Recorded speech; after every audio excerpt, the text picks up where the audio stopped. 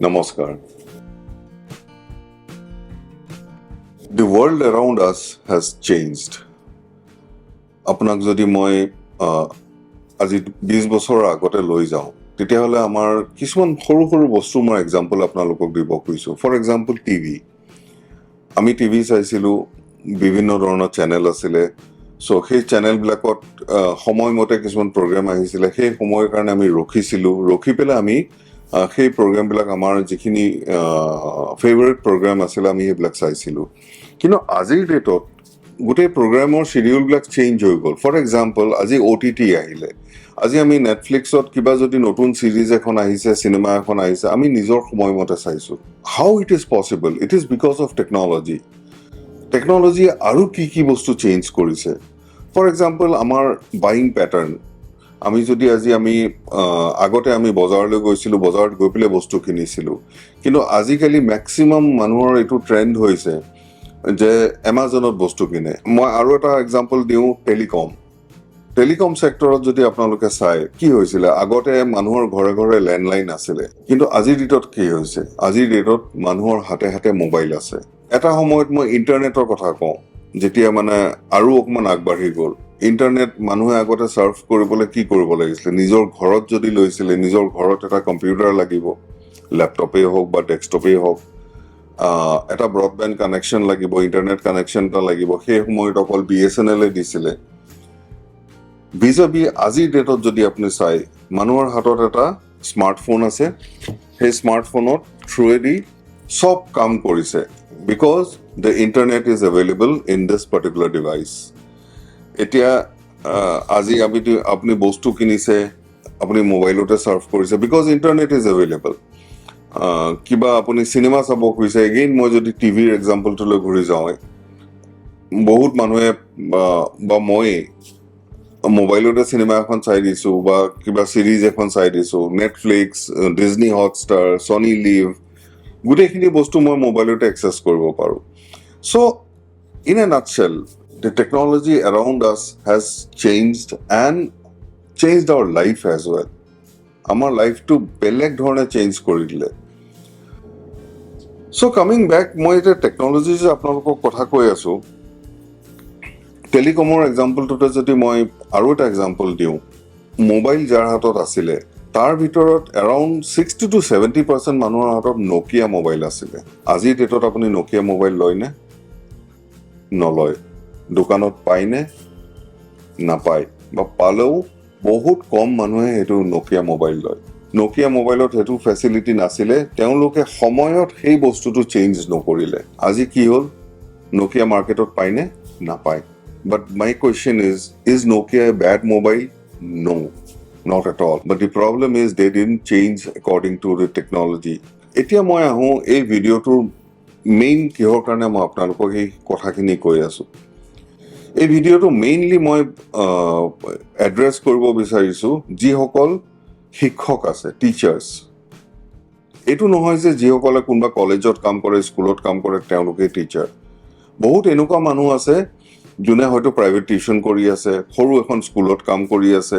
এতিয়া কথাটো হৈছে, আমাৰ যিহেতু লাইফটো প্ৰত্যেকটো বস্তুত, প্ৰত্যেকটো এংগলত আমাৰ যেতিয়া টেকন'লজিয়ে চেঞ্জ কৰি দিলে, চ' ৱাই নট টিচিং? এবাৰ বস্তুটো অকণমান ডিপলি ভাবি চাবচোন. As per CNBC TV18 report, there is a new terminology এটা ওলাইছে, সেইটো হৈছে edtech industry, education plus technology. By the year 2025, edtech industry will be somewhere around $10 billion. মই $10 billion কিমান হয় গুগল চাৰ্চ কৰি পেলাই চাইছিলোঁ. It was somewhere around 8,000 crores. Now my question is, can you afford to be left behind? It's time that you adapt technology to your teaching. আপুনি আজি শিকাই আছে, ঠিকে আছে. আপুনি নিজৰ আপোনাৰ এটা সীমা আছে যে মই ঠিক আছে, মই গুৱাহাটীত শিকাওঁ, মই ডিব্ৰুগড়ত শিকাওঁ, মই যোৰহাটত. The moment you adopt technology, you break all barriers. আপোনাৰ কোনো জিঅ'গ্ৰাফিকেল বাউণ্ডেৰী নাথাকে. আপুনি হয়তো য'তে নাথাকক, অসমৰ বা ভাৰতবৰ্ষৰ বা বিশ্বৰ যিকোনো কোণাতে নাথাকক, you can reach out to people. How? With the help of technology. বহুতখিনি ফ্ৰী প্লেটফৰ্ম আছে, ফ্ৰীতে বহুতখিনি কাম কৰিব পাৰি. সো এইডোখৰতে মই আপোনালোকৰ মাজত ইন্ট্ৰডিউচ কৰোঁ বহুত মানুহ আছে যোনে টিচিং কৰি আছে বা কৰিব বিচাৰিছে কিবা এটা নিজৰ এটা সাবজেক্ট আছে নিজে খুব ভালকে জানে এটা প্লেটফৰ্ম পোৱা নাই ডিজিটেল প্লেটফৰ্ম পোৱা নাই সো আমি আজিকালি সকলোৱে জানো যে ইউটিউব বুলি এটা প্লেটফৰ্ম আছে আমি ডে ইন ডে আউট ইউটিউবত বহুতখিনি আমি সময় নিজৰ সময় আমি ইউটিউবত দিওঁ সো এই একেটা বস্তু ইউজ কৰি পেলাই আপোনালোকে নিজৰ নলেজখিনি কিয় শ্বেয়াৰ নকৰে and the best part of it is it actually you can earn money যিসকল টিচাৰ্ছে টেকনলজিটো এডপ্ট কৰিব বিচাৰিছে সেইসকলৰ কাৰণে ডিজাইন কৰা হৈছে এই জ্ঞান সংকল্প সো হোৱাট ইজ জ্ঞান সংকল্প Gyansankalp is a innovative platform designed specifically for teachers who wants to adapt technology and grow. Technology eta adapt korile ki hoy mane with technology there are some tools, there are some techniques. Hey tools and techniques kini hikaboloi ami Gyansankalpot ami chesta korisu so that within 3 months time your channel is up and running and you can start teaching, you can go live, you can record videos, you can create courses and you can start selling those courses because end of the day ei gote bostu khini kihor karone kori ase to earn money. So ako jodi ami mane how does Gyansankalp help teachers? One is structured learning. As I told you, the step by step eta process ase ami jitu 1.5 বছৰ 2 বছৰ 2.5 বছৰত আমি jitu hikilu ami apnalokok enukwake bostu to design kori thoisu so that first 1.5 months you learn everything about technology relating to teaching and remaining 1.5 months you focus on creating courses and how to establish your YouTube channel. Second is apni technology buji pale apni YouTube channel khuli lole kihor karone khulile how to monetize it keneke apni monetization koribo mane keneke apni iar par earn koribo সেই বস্তুটো that's a pure art I will say কোন সময়ত video upload কৰিব লাগে কোন সময়ত কোনটো video কেনেকুৱাকে আপোনালোকে ম্যাক্সিমাম ভিউজ পাব পাৰে second is time efficiency as I told you আমি স্ট্ৰাকচাৰ্ড প্যাটাৰ্ণত ৰাখিছো সেই স্ট্ৰাকচাৰ্ড প্যাটাৰ্ণৰ কাৰণে কি হয় আপোনাৰ টাইম বহুত সেভ হৈ গৈছে আৰু U concentrate on your core competency which is your subject apni course create korat apni apunar tat moi apunak kisuman guidelines dibo parim but I'm not a physics teacher, I'm not a mathematics teacher tat moi apunak guidance dibo noaru you know the subject better but hey subject khinir upor jete apni eta course eta banabo module eta banabo যে for example মই বোলে CBSE ষ্টুডেণ্টছক পঢ়াম মই মেট্ৰিকৰ ষ্টুডেণ্টক পঢ়াম মই তাৰ syllabus অনুসৰি আপুনি নিজৰ কোৰ্সটো কেনেকৈ বনাব how you will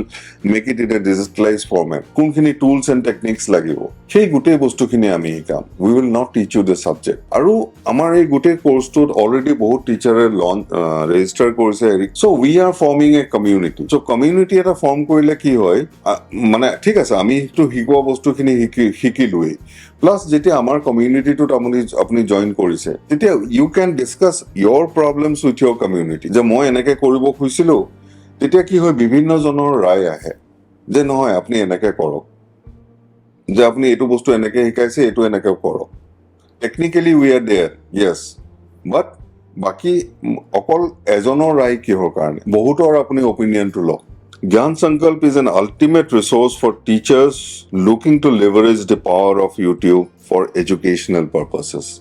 Kintu YouTube to use kori pele apuni keneke labhoban hobo pare. That is what Gyansankalp is all about. There is a difference between pure form of teaching and digital teaching. At a pure form of teaching or eta jete apni classroom environment or apni jete porhai ase you have some students in front of you.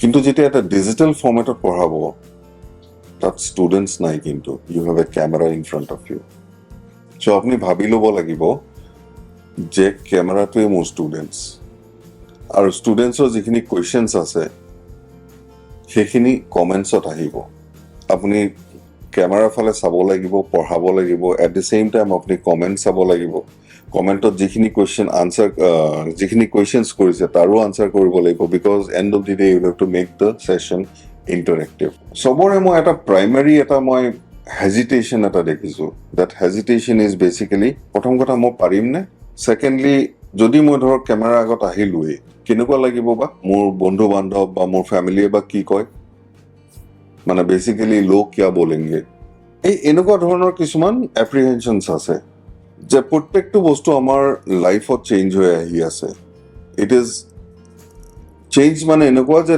ইয়াৰ মাজত technology সোমাই আহি আছে আমি বিচাৰো বা নিবিচাৰো মই already আপোনালোকক বহুত এক্সাম্পল দিছো আকৌ সেইটো বিষয়ত নাযাওঁ চ' ৱাই নট টিচিং চ' আপুনি বিচাৰক বা নিবিচাৰক এদিন দেখিব যে টিচিংটো ডিজিটেল মাধ্যমতে হৈছে বা it will be a mix peer form of teaching plus digital teaching already hybrid টিচিঙৰ বহুত ধৰণৰ কনচেপ্ট ওলাই আছে কথা হৈ আছে অলপ দিনৰ পিছত সেইবিলাক দেখিব যে এটা এতিয়া যিটো ডিছকাশ্যন ফেজত আছে সেইটো গৈ পেলাই বাস্তৱত পৰিণত হৈছে চ' এতিয়া কুৱেশ্যনটো হৈছে আপুনি নিজকে ক'ত বিচাৰে you want to be part of the action or you want to be someone who wants to just sit and see what is happening and crib about your own thing that মই এইখিনি পঢ়িলো মই এইটো নহলে আমাৰ ওচৰত বহুত teachers আহিছে যোনে কৈছে যে মই এই ছাবজেক্টটো ইমান ভালকে জানো বাট মই ভাল চাকৰি পোৱা নাই কোনোবাই হয়তো